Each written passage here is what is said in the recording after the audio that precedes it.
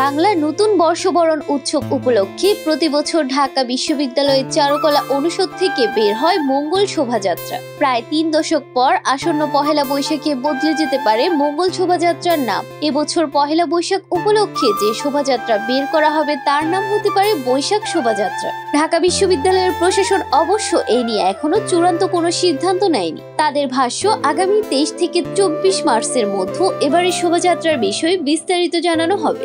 জানা যায়, পহেলা বৈশাখ উদযাপনের ইতিহাস কয়েক শত বছরের পুরনো হলেও মঙ্গল শোভাযাত্রার ইতিহাস খুব বেশি পুরনো নয়।